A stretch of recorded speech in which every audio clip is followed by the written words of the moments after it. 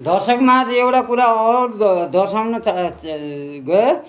यो ओडाले त्यहाँ तल उसमा त्यो ताउले भन्ने ठाउँमा खाल्टा खनेको अहिलेसम्म त्यो सञ्चालन किन गरेको छैन। यो यहाँ दोभाननिरको बोतलले अब त्यो खाल्टा खनेको खास यहाँ फाल्ने पनि होइन। यो यो ओडाले के हेरिरहेछ अहिलेसम्म त्यहाँ उसलाई अब त्यो खाल्टा खनिरहेछ।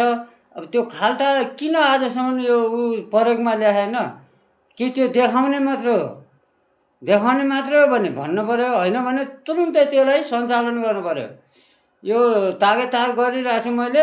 अब यहाँ पनि बन्द गरिदिने मैले, यहाँ बोतल फाल्नु पुरै बन्द। यो किन भन्दाखेरि मेरो भाइले भनिरहेछ मणिलालले, यहाँ त यो दुर्गन्ध हुन्छ, अब तिमीलाई नै असर गर्छ, यो यसले बहुत असर गर्छ। यो कहाँ खना छ ओडाले, यो एकदम तागेतार गरेछ गरिरहेको छु मैले। यो ओडाले जानकारी मैले बारम्बार भनिरहेको छु ओडा अध्यक्षलाई।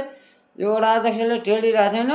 अब झन् अहिले त झन् यसको उनै छैन, अब कामै छैन एमालेको, यस्तो नाखै छैन भनेपछि अब कमसेकम यो थाहा पाउनु पऱ्यो। यहाँनिर अब यहाँ दोभाननिर भोलि आरेघाट हो, मान्छे दुनियाँभरि आउँछ हेर्छ।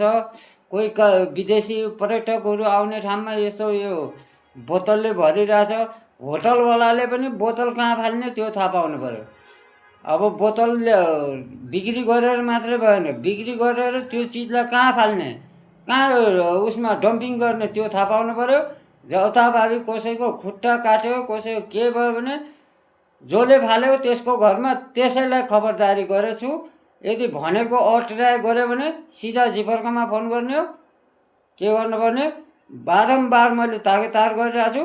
यदि अटेराइ गरेर कसैले भनेको मानेन भने यो मैले युट्युब च्यानलबाट पनि जान्छ, फेसबुकमा दुनियाँभरि